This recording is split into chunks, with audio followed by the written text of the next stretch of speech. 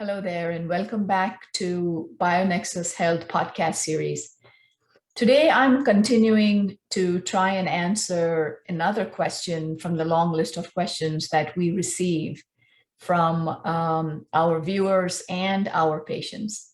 So today's question is, when the mold test results come back positive, as in that there is mold somewhere in your house or apartment, as the case may be, where do I start? What do I look for?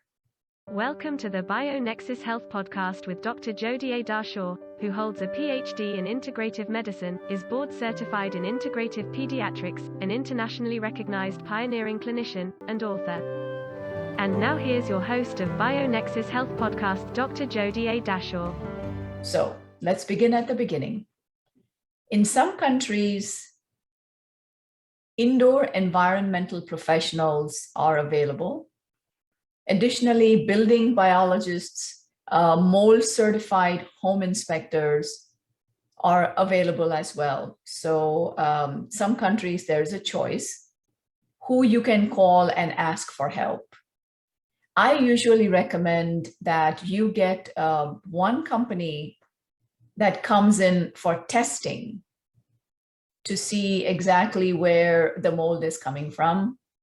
And then you get another company to do the actual remediation, so there is no conflict of interest.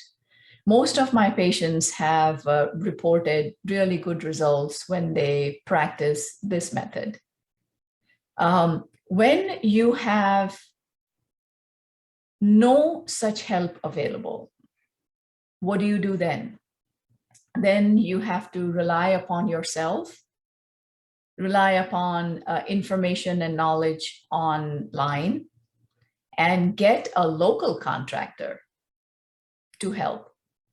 There are some indoor environmental professionals here in the United States, in the UK, in Australia as well, I believe, who offer video conferencing services. They're usually booked out a month or so, sometimes more. So please keep that in mind when requesting the services of IEPs. IEP is the indoor environmental professional.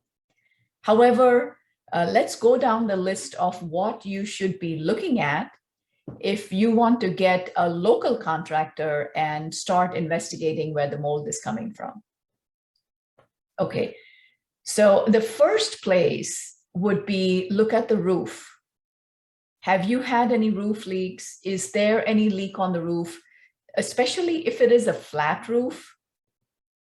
And it's many countries have flat roofs in the sense that, you know, they have terraces up on the roof, and many countries have pitched roof or, you know, slanted roofs where it is easier for the water to, since the roof is slanted, the water falls down and it gets caught in the gutters, and then you have downspouts that bring the water down.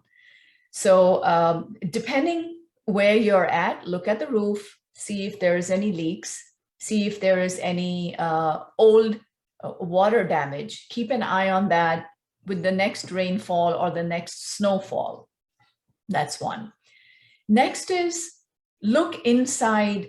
When I say roof, I mean outside and inside, right? One more thing. On the outside, just make sure that there is adequate gutters and downspouts so that the water is pumped down and there is no damage, or there's no room for the water to back up and get inside the building envelope. That is where, you will see water spots on your ceilings inside.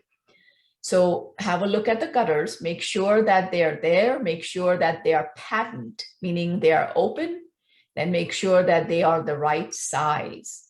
Often increasing the size of the gutters by maybe an inch or two, that helps people in very high rainfall areas or high snowfall areas as well.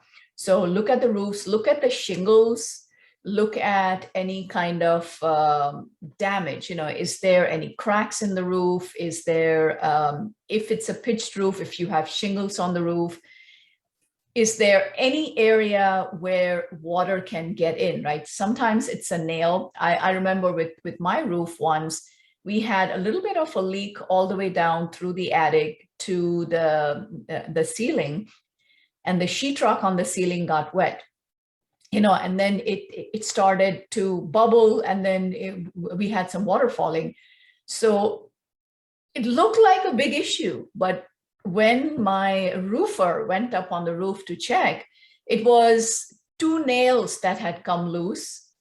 And once those were put right back in, we didn't have a huge repair or anything to do with the roof. However, we did have to go in, switch out the insulation in the attic that got wet. However little it may have gotten wet, it can still get moldy. So that's what we did. We switched out the insulation. We made sure that the floorboards, the plywood in the attic was dry. And additionally, what I did was I had an extra electrical outlet put in the attic, and I put a little dehumidifier and air purifier in there as well, because we had those extra outlets, so might as well. But anyways, so that got done. And then below in the living space, we had to cut the sheetrock out, throw it away, and reinstall, like a little, I think it was a little 2x6 area, 2x6 or maybe 2x5, 2 feet by 5 feet area of sheetrock that had to be replaced, right? So if you have a small circular area that got wet, be sure to add in an extra foot on each side when you are replacing the sheetrock. So that becomes important to remember, just so that you're completely in the clear. That's a really good way of addressing a roof leak. Okay. Next is indoors, right? The bathrooms. The bathrooms can have visible mold. Sometimes, depending on the ventilation in the bathroom. If your ventilation is good, meaning you have a good exhaust fan that moves air out as you're showering, or, you have a window that can be left open. Once again, there is a lot of variation around the world. Some countries will have both. Like in my house, the bathrooms have both exhaust fans as well as windows. So that is the best ideal situation there. So what you do is you will check the ceiling to see if there is any moisture damage, and if there is any mold, visible mold on the ceiling. Check the ceiling, check the walls, check around the faucets in the tub, check around the tub or your shower stall. See if you can see any visible mold, coming through the tile, because sometimes when you see this mold, it could be below the shower pan. It could be behind the shower wall. If you see some signs with the wall tiles, if you see that they are black, or you see some visible mold growing outwards, it might be a problem behind the wall. The same with your faucets, right? Either your shower stall or your tub. It could be an underneath problem. It could be under the tub as well. So keep all this in mind, because sometimes the outwardly signs are minimal, and behind the walls, there is a lot of stuff going on. Again, there are many personal experiences that I can share. One place, like personally, and I've heard this from many patients as well, it makes sense, is if you have a tub, especially small children, right? When they are playing in the tub or taking a bath, no matter how many precautions you take, shower door, shower curtain, there's always a little bit of water splashing that comes out, right? Even if you have a little bath rug out there. I mean, it's a rug, it'll get wet and the moisture can soak through. So what happens is the area where you step out of the tub. And I remember that happened with us as well. So when you step out, those few rows of tiles can often get moisture that gets soaked right in. And as I said, this is something that I experienced as well. This was damage left over from the previous homeowner. Even though they were here only, maybe 4 or 5 years, it was a fairly new construction place. But unfortunately, children will splash. So when we opened up, right, we just had like minimal signs of visible mold above the tiles, above the floor tiles, right around the edge of the tub. The caulking looked like in really bad shape. So many people would just, remove the caulking and just redo it, thinking that, all right, the outside is sealed. But because of the health issues we were having, I decided to investigate further, and we asked the contractor to lift up a few tiles. And my goodness, it was like a black furry mat underneath those tiles. And interesting thing is that this black fur existed, once again, I would say, for about 8 inches outwards. And it was like width-wise, it was about 18 inches, and lengthwise, it was about 8. So it was like, this rectangle of approximately 8 by 18, right where one would get out of the tub after the shower. So, and then as instructed, we opened up another foot of the tiles. We pulled them up. That was all dry. I even had the tub pulled out. Underneath the tub was dry as well. So thankfully, so that was excellent. We pretty much had everything redone. We also removed a few tiles from the wall of the tub to check behind. That seemed to be clear as well. So, however, there was a little leak, a slow leak, which had established. So thank God I decided to pull the tub out, because underneath the tub, there was a little bit of a leak, which had to be fixed. Otherwise, it would have leaked all the way down to the living room and the kitchen area. So we were able to catch that in time. There were a few pieces of wood there which had to be treated. We replaced whatever we could replace, and then there wasn't any insulation there, so that did not have to be replaced. So that was my story. It is also the story of many of my patients. So that's what you look for in the bathroom. Once the remediation was done, and of course, the remediation has to be done correctly, right? A mold certified contractor will be able to guide you as to how the remediation needs to be done correctly. Meaning, I can give you my example again. So the mold that was revealed, right, the little 8 by 18 rectangle, what I did was we put immediately, as soon as it came up, right, we put borax on the mold itself until the contractor could get additional treatment options for us, right? Because he was very skeptical. No, it looks dry. There won't be any mold. We just need to replace the caulking. And I was firm about it.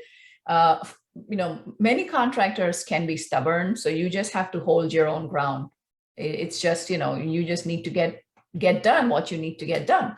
So anyways, and before we even started investigating, once again, I look, it might have sounded like a crazy lady, but I'm like, you know what, we are doing this right. You're supposed to be a mold certified contractor. So let's start to plastic blockade the door of the bathroom, right? They have mold certified contractors establish a decontamination area. I mean, actually a contamination area where they put plastic sheets So none of the mold goes outside. So outside would be decontaminated, inside, would become contaminated, because once you start opening up the tiles, that's where, and in case you find mold. So that's what we did first. And then the tiles. Now, as I mentioned, my bathroom has a window. We opened the window. We had to pull the screen out so that we had access to be able to throw anything out if we needed to. So what we did was all of the contaminated subfloor, right, below the tiles. So all of the contaminated tiles which came up, all of the subflooring, the plywood subflooring which came up as well. This was all put in thick contractor grade bags, construction grade bags, and they were, properly tied up, and they were thrown out the window. So they were not dragged down the stairs through the house, because that's the important part, that it needs to be done the right way. Additionally, we had at least 3 professional grade air purifiers going. So as the contractor left the bathroom, came back in, etc. So, that was covered. So we had 1 air purifier inside. This is not a very large bathroom. So we had 1 inside. We had the window open, and we had 2 air purifiers outside where the work was being done, right? The contractors wear a hazmat suit, etc. So they usually take care of that. So nothing contaminated gets out of the plastic sheeted area, right? So everything stays in. So a good contractor knows how to establish a proper safety perimeter during remediation.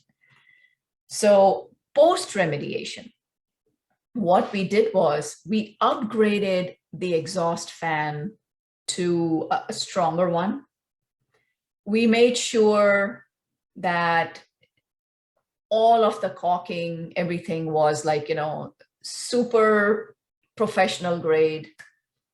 And what we did was we got a pint-sized, a small size dehumidifier for the bathroom, which we keep running 24/7. It runs all the time, and it's actually mind-boggling how much water it pulls, because we live in the Northeast, and during the snow, the water that we use is hot, and there's a lot of steam that builds up, etc. So it's important. So after the shower, run the exhaust fan for an additional hour or so.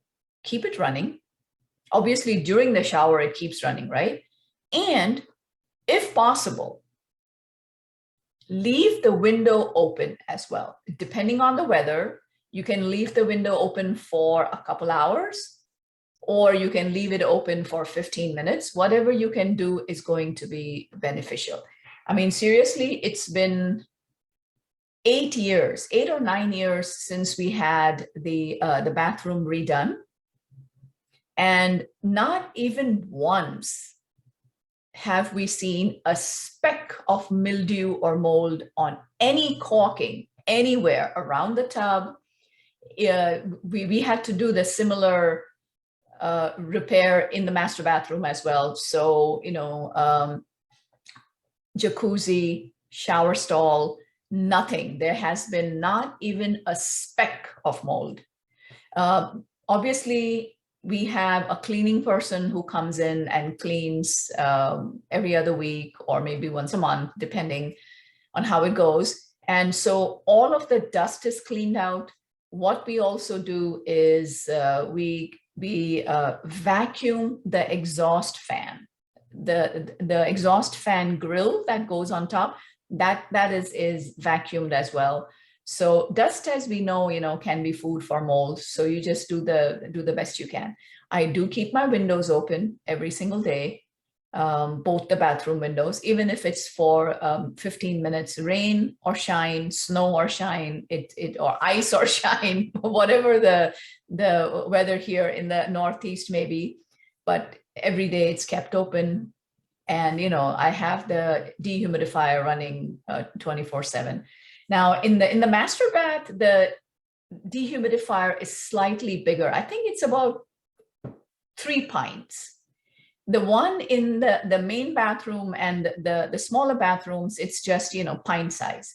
Now in the half bathroom, obviously there's no need of a dehumidifier. Okay. Now, one other thing to remember in all bathrooms that, I've seen this in most European countries that I've traveled to. I cannot remember the Asian countries that I've traveled to. I can't, but the sink, each sink has a sinkhole. I don't mean the drain hole. I mean, I guess what is the word for that? It is an overflow hole right there.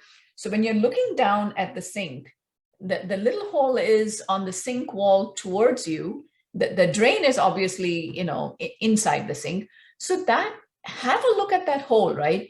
Especially when you go and stay at hotels and what have you. It's like sometimes when you lean over to wash your face in the sink, there is a moldy smell. That's where the moldy smell is coming from, right? So it's the overflow valve that is in each porcelain sink.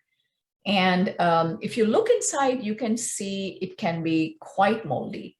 So you can use any kind of product like bleach or a vinegar or ammonia, or things like Benefact. There are certain mold sprays available. That maintenance has to be done. So if you're cleaning your house yourself, do that weekly or every other weekly. Make sure that overflow sinkhole is also maintained clear of any mold. So these are, small things that many people miss. So let's proceed to the next one.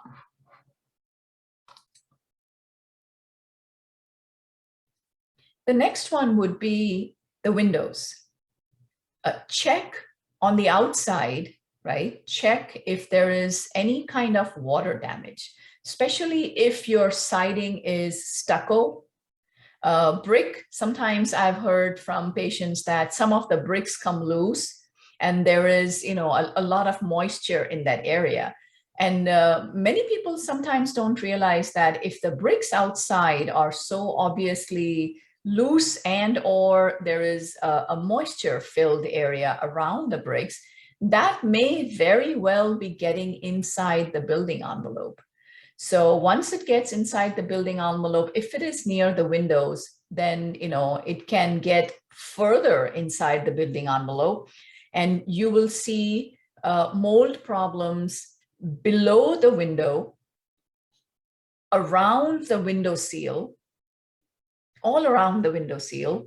And I have even seen apartments, which I remember when we were looking for apartments for my son in New York City, some of the apartments for sale, I mean, goodness gracious, for like $400,000, I mean, almost $500,000 apartments in really good locations. But, one apartment I remember quite vividly. It was heartbreaking, actually, because the wood blinds were clearly moldy. There were these black colonized mold dots right on the blinds. There was a smell, and you could see mold growing along the window ledge where the seal was broken and the water was able to enter. In such a situation, it is important, and I mean, actually in this apartment, the heartbreaking thing was like right next to that window, I saw a child's crib. So, and it was a nursery. There were 2 cribs in that nursery. And this was the situation with both the windows. I wish I could share some photographs. I actually might have a video and photographs, but I'll make a separate, I don't know how to add those on right in this video, but I'll make a separate podcast with that, right? Separate video with just the home tours that we did in New York City, what we looked for, where we zoomed in to check, look at the attic spaces, looking at the windows, and where we found the mold, I think it'll be helpful to many. Today, I'm just going to, proceed with the Q&A and just give an answer to the question. As you can see, it was a very detailed question somebody asked. So, all right. So check for the windows, window leakage outside as well as inside. One other thing to look for outside is look at the capping and the flashing. Make sure that the window seals are tight. So seals and siding for the windows, outside and inside as well. What I've been told is that when you are remediating the mold around the window, the same 1 foot, 1.5 foot rule applies, meaning if you find a little bit of mold, it's very important, first of all, to open up at least another foot on all sides, just to be sure that you're getting everything. Sometimes, we don't know for how long it's been there or how far it's spread. Mold inspectors will come in with what's called as moisture meters, and they will, stick the moisture meters into the wall. Some of them are infrared, some are manual, but those are some of the tools that are used. Next, so that's windows, right? You have to check for seals, for condensation, for leakage, and obviously obvious mold that can be seen and smelled. Moving on to other structures, one important thing would be the chimneys. If you have a chimney, get a chimney inspector to look at the flue and to look at the chimney liner to make sure there's no cracks in the liner, so there's no water going behind the liner. Sometimes, if the chimney liners are have cracks in them or tears, now those tears will allow water in when it rains or snows, and it goes on the walls of your fireplace. Usually they're brick, right?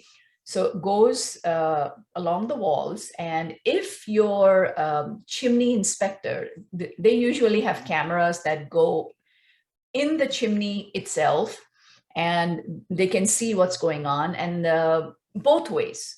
They look from the fireplace upwards and from the chimney, downwards. So you might see efflorescence on the walls of your fireplace. That is another clue that the liner of your chimney might be leaking. So that is something to take care of as well, right? Additionally, common sense would be look for the seal, look for the chimney cap, see if there is any kind of water damage around the roof where your chimney is. So again, a skilled inspector will check for all of these things, but it's good for you to know as well, right? Obviously, I'm not an indoor environmental professional. I'm speaking from experience, from what I've learned from my patients, from my personal experience as well, giving you the best knowledge that I can. I'm sure, I'll be missing a few points, but by all means, you can write back and let me know, and I'll be happy to speak about any point that I missed as well. Okay, so chimneys. Then obviously look under all of the sinks. I know I keep saying obviously, sometimes it's not obvious to people. So what you would do is underneath every sink, just eyeball it, make sure that all of the plumbing is intact. There is no slow leaks, actually more than eyeball touch, and make sure that you don't feel any water or moisture. Look at the bottom of the under sink, at the floor of the under sink cabinet. See if it has any kind of water damage, right? Most of them are plywood, could be MDX wood, and see if there is any kind of bubbling or scaling that is seen on the floor of the cabinet. So that gives you an additional clue that that might be a slow leak that happens when you turn the water on, and that can lead to mold development as well. So look underneath all sinks, especially if your under sink cabinet is cluttered. There's a lot of clutter, it can often go unnoticed, right? If you do have clutter, check the clutter to see if under the clutter there's any kind of mold growing. Okay, so check underneath the sink, all the plumbing.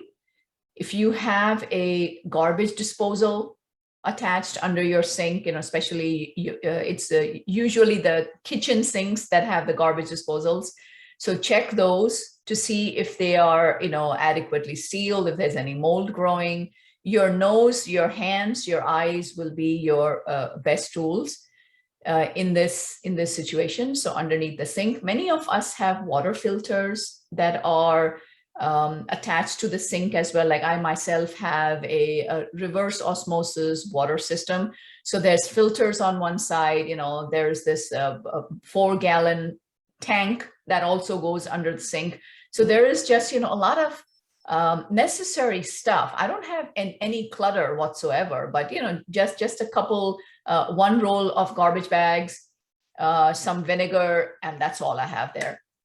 What I do underneath the sink, especially in the kitchen, which is like a really high volume area, I have, there are teeny tiny sensors, like water sensor alarms, which are available. I got them, of course, online.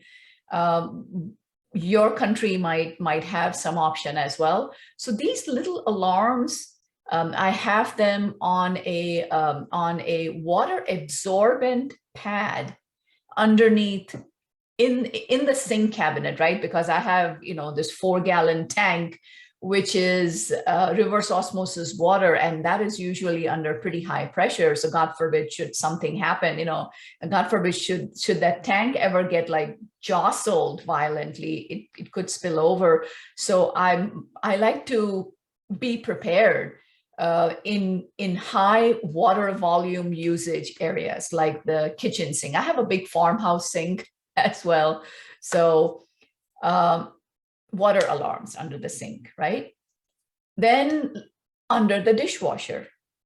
Underneath the dishwasher is a prime area for mold development. It is important to make sure that once your dishwashing cycle is done, open your dishwasher right away and, allow it to air out as much as possible. I leave my dishwasher, more than a crack open. I think it's a good 6 to 8 inches open so that it's constantly being aired out. Only when it's turned on is when it's fully closed. Okay, so that's one thing. Because again, during our mold inspection, we found, high, slightly, I think my hurts me level was 11, which I did not, I know 11 is supposed to be borderline. It's, but I did not want to be borderline. So we searched, we found stuff, we remediated, we renovated, and then the hurts me came down to a 4. Which was perfect because, as you know, my son was pretty severe. I was pretty severe myself with everything that we had to go through. So it was just due diligence, a little bit of OCD on my part as well. But I did what I had to do, what I felt I needed to be done at that time. So we ripped out the kitchen as well, and we found mold under the dishwasher. It was an older dishwasher, from the previous homeowner. We just hadn't gotten around to getting a new one. We didn't think we would need a new one because it was only a couple of years old. So anyways, we did. And we used the exact same remediation principles that I explained earlier for the master bathroom. Okay, so, this was interesting because we left, because it's a huge kitchen, So we left and we went to stay with family while the kitchen renovation was being done. And my contractor calls me, Dr. Dashore, just like you predicted, there is mold. In fact, there was a good 2 feet in front of the dishwasher, as well as under the dishwasher. That's where the black fur was. So what he wanted to do was he wanted to scrape it off. Goodness sakes. Ew, right? He wanted to scrape that black fur mat off just to save a few dollars to not replace the subfloor. So just keep in mind, some contractors might tend to do that as well, thinking that it would be more economical for you. It'll just grow back. Just please don't do that. Be sure to rip everything out. And remember that 1 foot additional add-on to your repair perimeter. So add that 1 foot on all sides and make sure that that subfloor plywood is replaced, just for that additional peace of mind, okay? We also checked behind the refrigerator water line. Many people change the filter regularly and think that's all they need to do. I mean, inside their refrigerators. However, the water line can be a prime source of mold. Leakage, like little itsy bitsy leaks. So it's important to check behind the refrigerator as well, which is what we did. That seemed to be fine. That wasn't an issue, but many families have had a huge leakage problem behind the refrigerator, and that had spread to the cabinets as well. It's, behind the walls, the mold spread. So check there as well.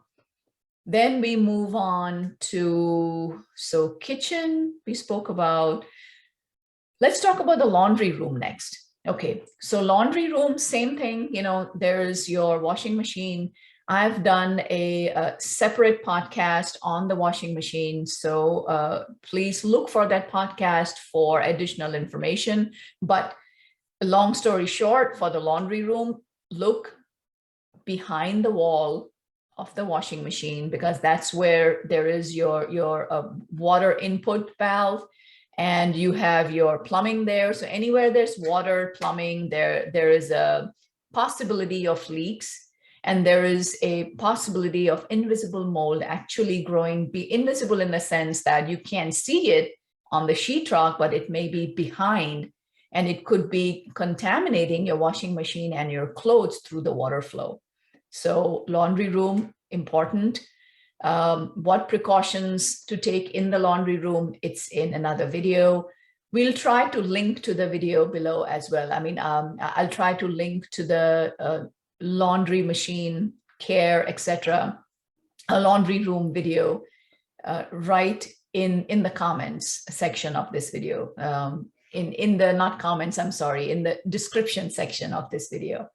So you can have a look, because that was a separate question that was sent to me by a patient. So I decided to address that on its own.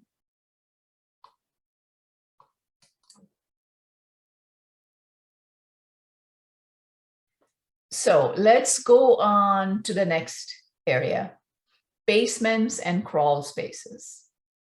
Heavy duty culprits, especially if your laundry room is in the basement, if you don't have a French drain in the basement, if you don't have adequate drainage away from your foundation outside, correct? Now, if you have downspouts that come down and you don't have downspout hose extenders, so the rain or snow water is pushed away from the foundation of the house. Often there are water problems in the basement. Keep an eye on your sump pump. Make sure that it's in good working order. Keep a backup battery ready for your sump pump, even if it's a plug-in. Always have dehumidifiers going in the basement, these basement size large dehumidifiers. they have a hose attachment which can just go into your sump pump, can go into the French drain, or if you have, like I do, I have a bathroom in the basement, so it goes right in there. The hose attachment goes right in there.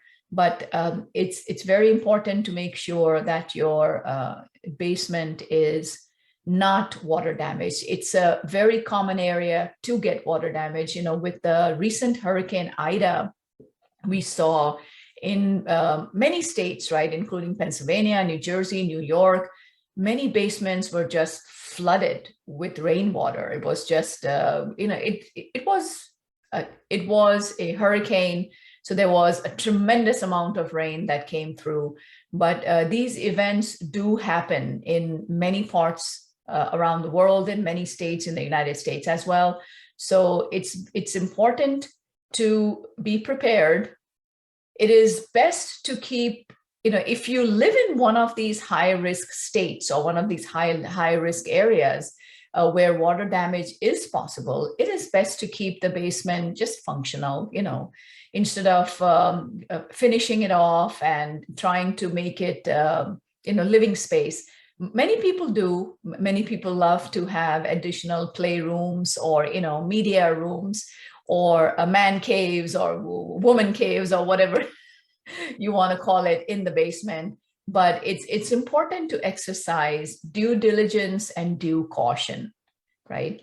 The furnace room is a very important area to consider when your HERTS-me levels show high mold numbers, right? Your furnace, your hot water heater area, the air conditioning has air conditioning coils. It has drain pans, drip pans, a drain hose. All of these areas have to be checked by licensed professionals to make sure there isn't mold. Mold has been found in many areas. Floods, especially if there was a minor water issue and the basement had carpeting, and you called the contractor, you thought you did what you had to do, but the contractor just decided to dry the carpet to save money again. That is a no-no. If there is any kind of water damage in the basement and you have carpeting, please remove it. If there's any kind of wood flooring, that's rare, but some basements do have laminate or wood flooring that needs to be removed and checked for mold underneath. The best kind of flooring for a basement or anywhere in the house pretty much is obviously tiles, but if the other option is luxury vinyl plank, LVP flooring. Low VOC is the key, right? For anything you do around the house, just make sure, it could be paint, it could be windows, any home improvement, remodeling, carpeting, flooring, painting, anything you do, just make sure it is low VOC or no VOC. VOC stands for volatile organic compounds, right? Latex paint can smell really terrible. That can have a heavy duty effect on our health and the health of our children, especially the ones that are on the spectrum, and also have biotoxin illness. So it's very important to maintain your home at a very low toxin level, right? Overall, I'm mentioning this here. I think it's another question, so I'll be dealing with that as a whole other question on its own. All right. So let's wrap up the basement. All right. Best is basement stays functional. Any kind of carpeting after water damage has to go. Furnace area, I told you. Actually the furnace.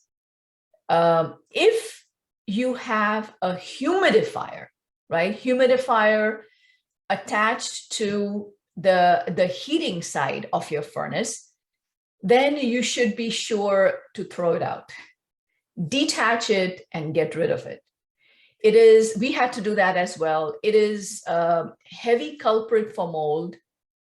Even if you are replacing the filter once a year, most people replace only once a year, but it is an area that collects water because it humidifies, as in adds water to the hot air that is pumped during the dry winter months. So in the wintertime, many people react with nosebleeds and dry noses and dry sinuses because the air is so dry once you close the windows and turn the heat up. My patients, I usually recommend, don't close the windows. Open the windows, one window on each floor of your house, at least for 10-15 minutes. Rain or shine, snow or shine, ice or shine, right? That is something. Obviously not when it is raining heavily. You can quickly go and open the window when it's not raining, or when it stops raining, or when it takes a break. There's always periods where you can open windows. It all depends on your priorities, your due diligence, how many people in the family are sick, and if it is on your house maintenance list or not. So basement, humidifier, take it out. Very high culprit for mold accumulation, okay? Your HVAC technician, HVAC technician should be able to do that. Now, HVAC technicians also know when your hot water tank, the hot water heater tank, those of you who have the electric, very modern version, that's fantastic. But many don't, right? Especially in bigger houses, the McMansions of the United States. So many don't, and we still end up having these big hot water tanks. Now, there is a way to tell by looking at the, I think it is calcium deposits around the exhaust valve, or the safety valve, or the input pipe. The HVAC technicians have a method by which they can tell you that this the boiler needs to be replaced. You need to get a new hot water tank. It could leak. So make sure that you have your maintenance guy come in once a year, right? For tune up, changing the filters, checking for any obvious signs of leakage and what have you. So that's maintenance. Basement, anything else? Yes. Those who have basement windows and have window wells outside, it is best to, I know light comes in, but it would be helpful to have a window well cover. It's a plastic window well cover, which is like half moon shaped dome, which goes right on top of your basement window wells. Additionally, it is good to have the window well lined with pebbles, any kind of river stone, pebbles, because that helps to absorb the water and slowly distribute and drain the water when there is heavy rain. In case you don't have a dome cover for your window well outside your basement windows, obviously basement windows have to be checked to make sure that they are properly installed and sealed. So these are some of the things for the basement. Oh wait, actually I forgot. Yeah, the outdoor. Many of us have outdoor faucets. Goodness, this list is exhaustive, right? Anyways, so many of us have the hose bibs for outdoor, right? Now, these outdoor faucets have their open and close valves for winterization inside the basements usually. Now, make sure that you do this on time so your pipes don't freeze. I've heard from many patients about frozen pipes right in that section, where the pipe goes out from the basement plumbing to the outdoors, to the hose bib outside, right? So freezing and back leaking into the basement, especially if it's a finished basement, that is a very important area to check. Ask your mold contractor who is helping you remediate, to check the hose bib area for leakage. Even if the frozen pipe has been repaired from the outside, many times insulation is not checked and it's just left, and mold grows on the insulation, comes on the sheetrock. Many times moisture barrier is an issue as well. but that's not my expertise. But, from what I've learned is that the basement moisture barrier, like some contractors, when they finish the basement, I've heard from some patients that they actually have a plastic barrier that can impede the breathability and ventilation of the space. The bathroom grade sheetrock, the green sheetrock that's used, that I'm pretty sure is I think is okay to use in the basement because it is a high moisture area. And I think it is best to exercise due caution if it is any kind of a basement, even if it is a walkout basement, right? Some houses are built into a hillside or into a mountainside. So one wall is behind is all rock and it's pretty much underground, and the other wall is built on the layered ground. So it's like a ledge or a cutout. I'm sure I'm forgetting the technical terms, but it ends up being a walkout basement, right? And then there's another floor above, etc., because the house is built into a mountainside. So exercise due caution over there as well. Those of us who have sprinklers, this is the last thing I think for the basement. Those of us who have a sprinkler system, multi-zone. Now, the sprinkler system usually has an indoor valve, which is in the basement inside the water mains closet. Your main water shutoff valve is there as well as the sprinkler valve. Now, that could be a high moisture area as well. Keep an eye on there.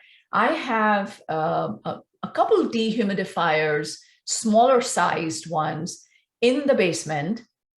And I have a big giant one, like I said, running, which is supposed to cover all of the basement. Now, my basement is 1,600 square feet. So that's why I'm giving you an approximate information, so you have to fine tune that information depending on the size of your dwelling per se. Crawl spaces are huge culprits with mold as well. So be sure that your inspector checks the crawl spaces as well, right? Now, patients who are sensitive to mold, who have mold illness, biotoxin illness, SIRS, chronic inflammatory response syndrome, they are also, many of us are also very sensitive to volatile organic compounds. We have multiple chemical sensitivities. So it is important to check for any gas leakage, especially radon. Radon can be high. Many houses, you will see that they have radon pipes coming up from the basement all the way out. It's ventilated out. So that's another aspect to watch out for, right? Okay, taking a deep breath. I think we covered it all. With the house, at least. Now, that brings us to furniture.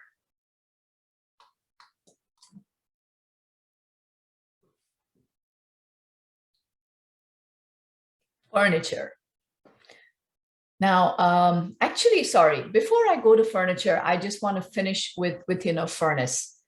Furnace, ducts, vents.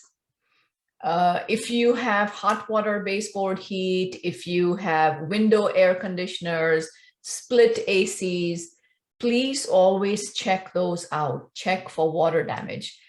Just the other day, I went for a craniosacral massage session, and I had to leave because right next to I smelled a little mustiness in the air as well. So I was on high alert. I had my air purifier with me. I always take a small plug-in air purifier anywhere I go. Myself and Brian, we both do that for any appointments.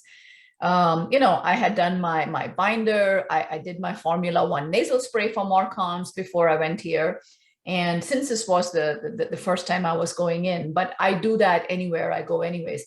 So, and I did my my morning herbal cocktail as well. I go in, musty smell, the bed, not the bed, the massage table was near a return vent, which was very, I should have taken a picture, goodness, but I didn't want to create a scene with the massage therapist. She's really nice. So I'll probably end up, asking her to make a house call.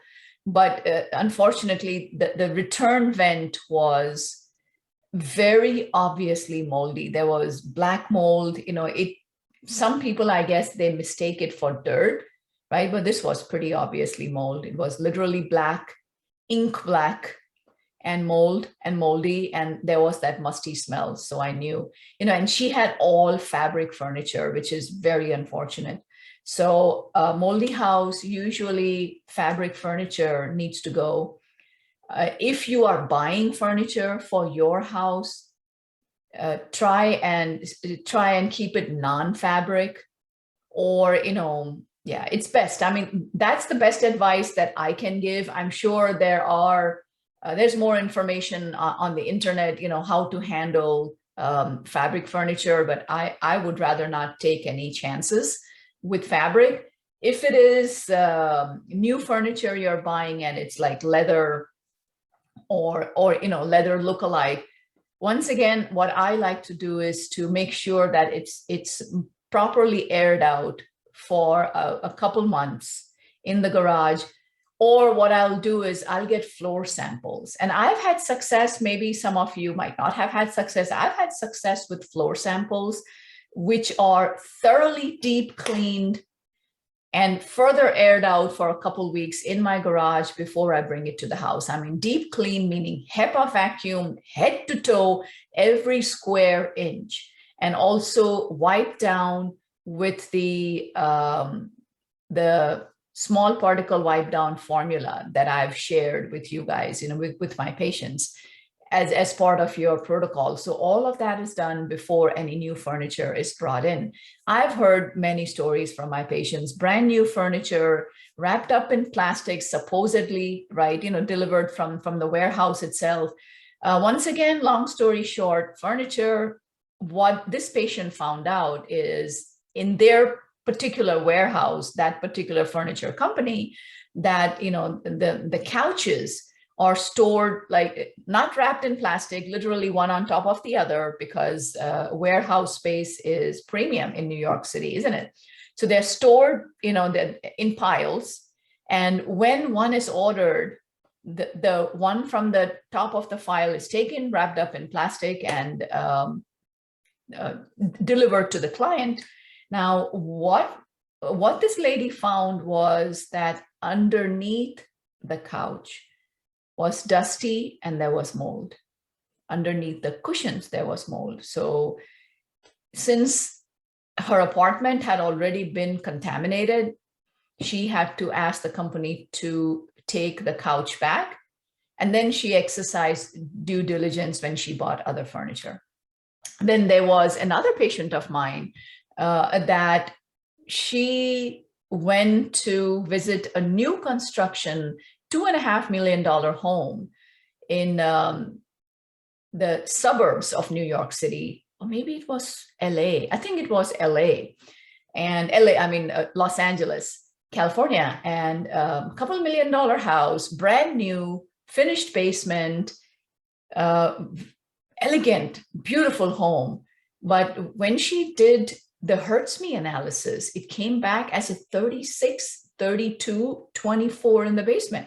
Like, geez, that's really, I mean, it's a brand new home, new construction. So once again, long story short, I have learned so much from my patients' experiences, but the house was staged. So the staging furniture obviously came from a warehouse. That's where the mold was coming from. So when she had the staging furniture removed, she hired, a professional commercial cleaning service, did the small particle remediation, scrubbed everything down, then ran the Hertz Me again. It was fine. Then, she additionally ordered the professional grade air purifiers that I usually order for most of my patients. We got those for her. a few around the house, and voila. So they were able to move in. Her son, James, had recently recovered from autism. So she was doing all kinds of due diligence. So that's one story to share. So yes, furniture, it's important to be careful with furniture. Last but not the least is the kind of furniture and equipment you buy. Furniture, decorations, knickknacks, tchotchkes, whatever you buy for your house, I would seriously recommend keep it minimum. It is best if you're suffering from biotoxin illness, have a minimalistic lifestyle. And when you do buy anything, make sure it's eco-friendly, low VOC, and all in all, this should be a lifestyle change that you transform your life according to your health needs. I mean, health comes first, doesn't it? All right, so this was a pretty exhaustive video. Let me know if you think I've forgotten anything. I don't think I have. The one thing that comes to mind, if as I think about it, is outdoor decks. Many times outdoor decks are attached to the house. There is a patio door which leads to the deck. Now, outdoor decks below the deck space, underneath the deck, if it is not properly ventilated, can get moldy. That can come into your basement if the basement windows are leaky, etc. So that was just one point I think I forgot. Don't think there is anything else. I'm going to take a moment to pause and just make sure that I've covered everything.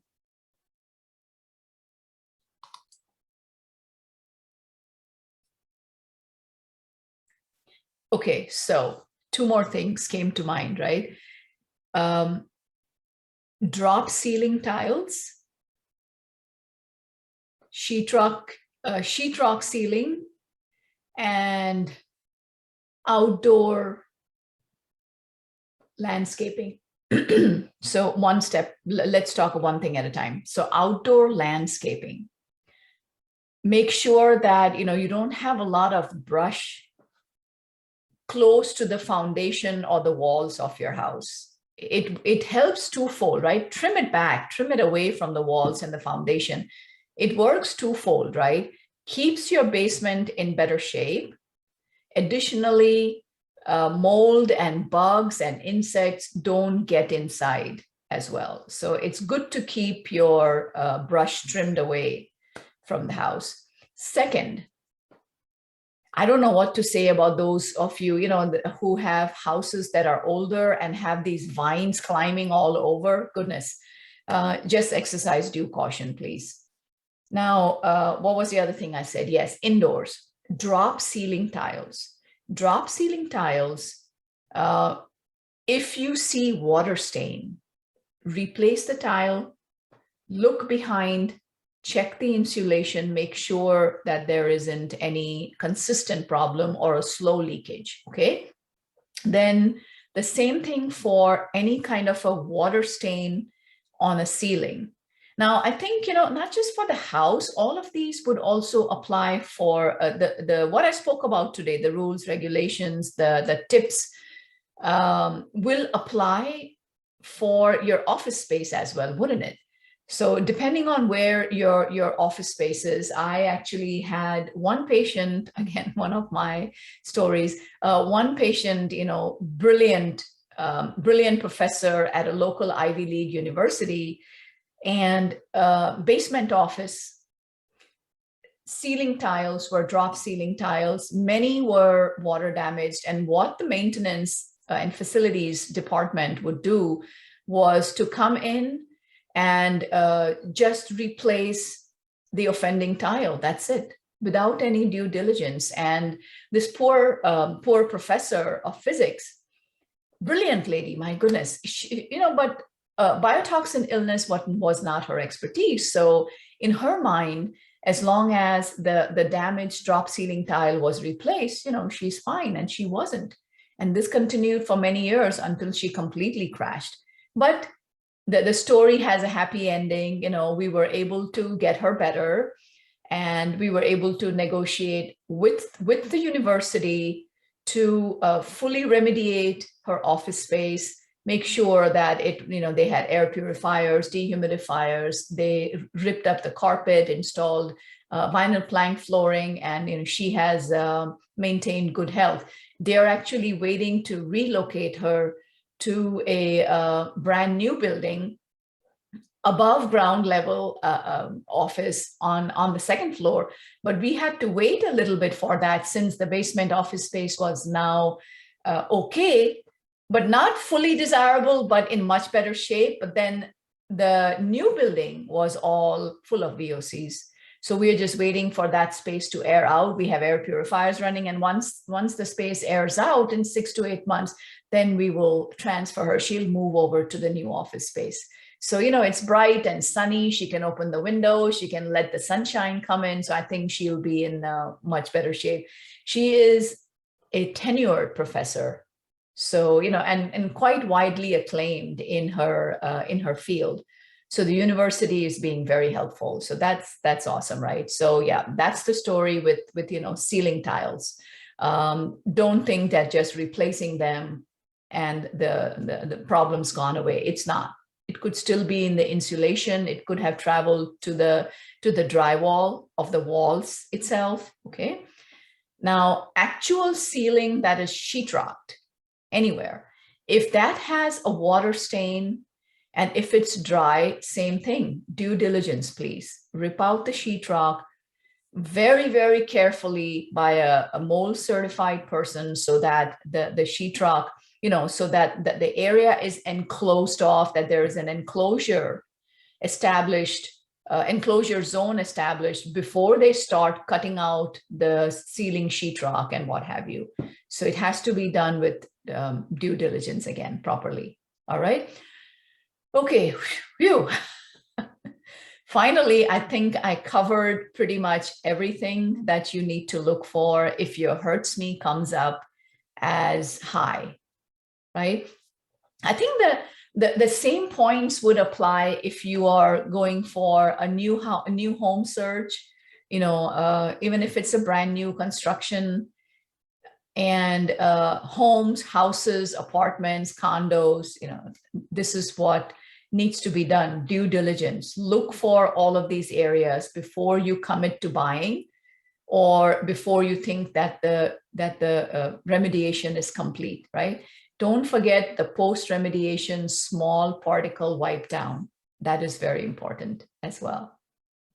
All right, good. So I hope this video has been informational for you, educational, and I look forward to receiving more questions from you.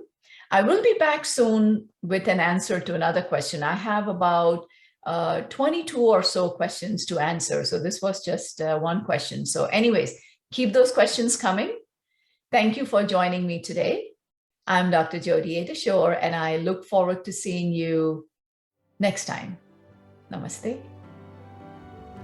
Thank you for joining Master Herbalist Dr. Jodie A. Dashore, Director of the BioNexus Health Clinic and BioNexus Herbals, on the BioNexus Health Podcast, where we explore and share information and stories about recovering and healing from chronic and environmental illnesses such as mold biotoxin illness, Lyme disease, autism spectrum disorder, fatigue, Crohn's and colitis, mast cell activation syndrome, PANS, and more. Please help us grow our message by subscribing to our podcast channel and sharing the podcast on your social networks. For more information, visit bionexushealth.com. Information within this video, audio, or text, collectively known as the podcast, has not been reviewed by the FDA. Nothing within the podcast is intended as or should be construed as medical advice. Information is for general informational and educational purposes only.